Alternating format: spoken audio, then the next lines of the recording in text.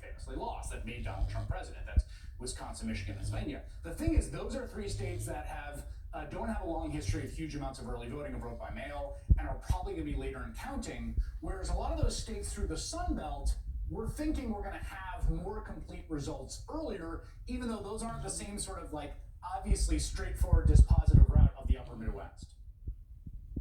No, that's exactly right, because on election night, it would be my expectation that a state like North Carolina and Florida, even if those results are close, if they're a couple points apart,